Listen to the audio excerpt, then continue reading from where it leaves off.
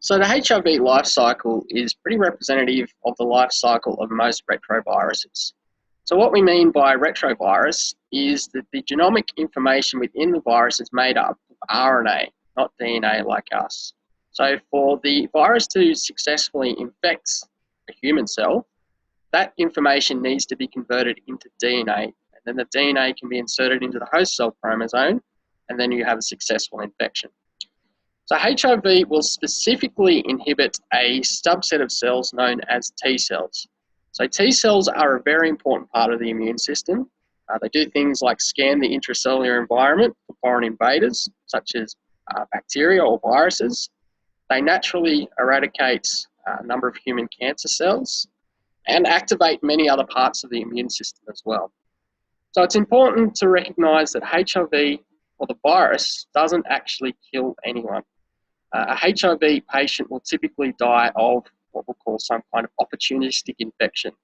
Pneumonia is quite a typical one, but as mentioned, the T cells will play a key role in taking out many types of cancers as well. So lots of HIV patients will end up with very rare forms of cancer. So the T cell itself, so if we look at a T cell here, there's a T cell membrane. So on the surface of the T cell, there's lots of receptors. An important one is the CD4 receptor. So the CD4 receptor is one which the virus recognises.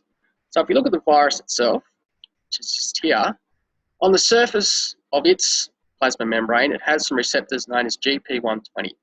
So GP120 will recognise this CD4 receptor.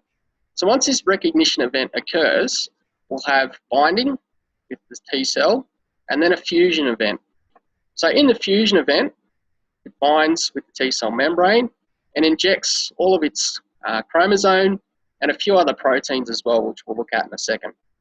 So as mentioned, once it enters the cell, we have our RNA genome, and this needs to be converted into DNA before it can be inserted into the host cell DNA.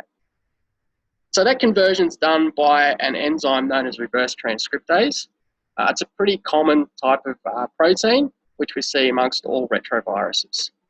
So what reverse transcriptase will do is, again, it'll take the viral RNA and convert it into DNA.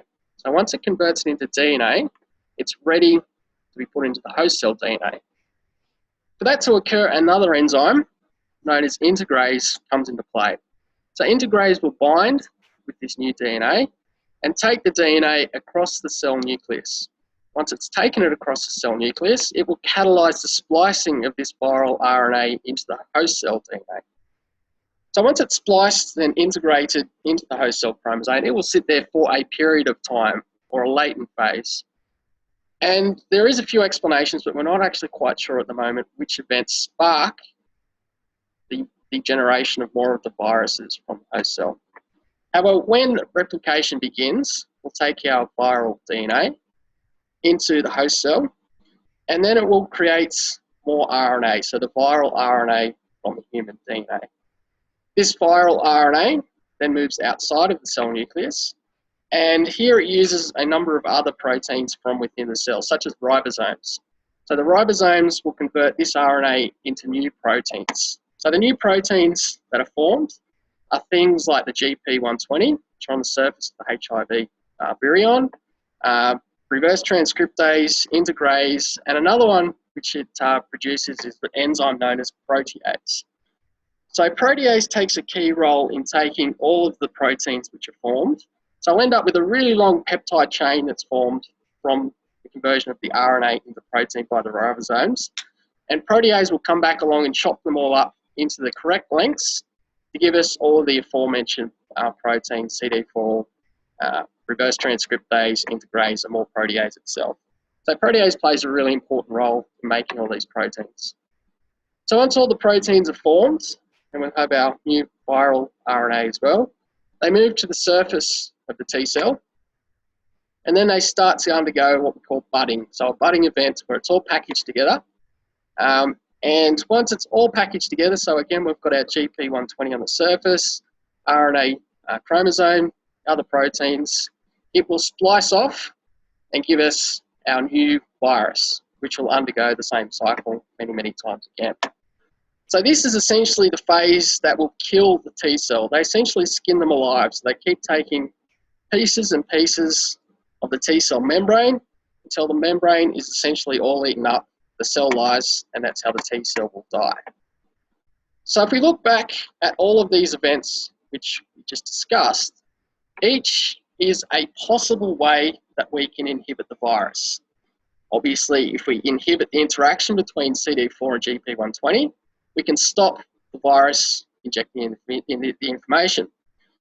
If we inhibit, say, our reverse transcriptase, we'll stop the RNA being converted into DNA, so it can't be integrated into the host cell chromosome. Additionally, if we inhibit the integrase enzyme, it won't be inserted into the chromosome. And if we inhibit, say, protease, we can't generate more of the proteins required by the virus itself. So these are all possible ways that we could inhibit the virus itself. And as we'll discuss shortly, at the moment we do have some inhibitors in the clinic which will inhibit this event. There's some which inhibit fusion. There's lots and lots which inhibit reverse transcriptase. There's a handful of integrase inhibitors, and there's quite a few protease inhibitors as well. So these are the standard methods with which we deal with HIV at this point. So now we'll go through and have a look at a couple of these different enzymes and actually figure out how we can inhibit what they do.